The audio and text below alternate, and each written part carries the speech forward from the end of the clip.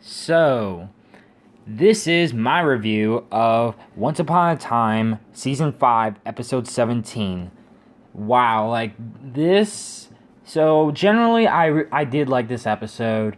A little slower, but I enjoyed this episode. I'm definitely surprised by the ending, but I'll talk about that in a little bit. So, for this review, I want to discuss my overall feelings, the good things about this episode, things that I didn't really care for, and then my general analysis of the episode and what I look forward to in the future. So first, I want to discuss the good things.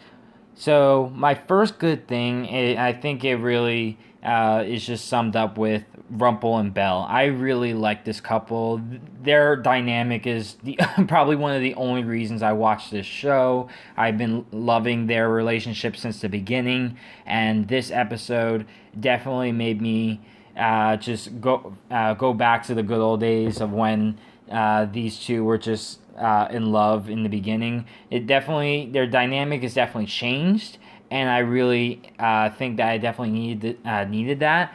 I was very, very skeptical about what they were going to do with Rumple when they made him the Dark One again. However, I really thought that this episode was a great way to really utilize Belle in a really significant way. I really liked it because of the fact that Belle, she finally got more of a centric episode, which is a really good thing in my opinion because I feel that Belle is a very underutilized character in this show, and this episode was very much a Belle centric episode with Gaston and Rumple and such. I really like the fact that they focused on not so much of Rumple turning to the good side, but more of Belle essentially embracing more of her darker side, which I think is very, very interesting. I love the scene where Rumple challenges her and tells her and asks her whether or not she's the one who decides what's good or bad, essentially using dark magic and the whole different point of view, which I think is hilarious because essentially when you say when things are put in a certain point of view, it's pretty much your excuse for lying. That's pretty much the case in all Star Wars, and that's essentially the case in Once Upon a Time as well. I really like how they went about this episode.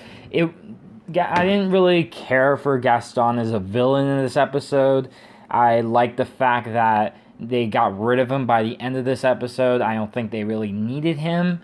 The flashbacks were just kind of meh for me in this episode. I didn't really care for it. We didn't. I felt like they had it just so we could see it. It didn't really matter so much. I did like the last part of the flashback where Belle decides to marry Gaston because of the fact that she wants to be a hero. It's been very consistent with Belle that she wants to be a hero, and that very much involves her making sacrifices, like agreeing to Gaston in marriage. I think that was really, really good on her character development, and yeah, I really felt like that worked for this episode a great deal. And another good thing that I really liked was, well, I wouldn't say I liked, but it definitely shocked me. I had a theory about it, but I definitely just want to discuss it, and that's the reveal at the end of Ruby in the Underworld. I don't know how I feel about this because I really loved Ruby, and her being in the Underworld pretty much confirms that she's dead. Or they may explain somehow that she's alive, but I don't want Ruby to be dead. I really like her character. I guess that it may have been her when I saw the wolf in the beginning of the episode, but I was just like, no, it can't be. But yeah, apparently Ruby's in the Underworld, I'm still just trying to kind of digest that fact, and we'll see how that goes in the future. I love that she's back in the show, and I really hope that we see more of her, more in the future with her. Now, I want to discuss the stuff I didn't really care so much in this episode, and like it's pretty much Emma's subplot in the episode, which was her just having this weird dream, which kind of like foretells the story, like her dealing with the fact that Snow may die, the fact that she feels guilty for bringing everyone to the underworld, and she feels like a failure and such. I really didn't like that, just because of the fact that this was such. I feel like this was such a fall from grace from how strong Emma was in the beginning of this show. I really just get fed up with Emma whenever she self doubts herself, because one of the things I really loved about her in the beginning of the series was how strong she was, and whenever there was self doubt involved, she got over it. And so the fact that she is dealing with all this nonsense, and the fact that she's having all these feelings just annoyed me. I felt like it was backpedaling what we're doing in this season so far.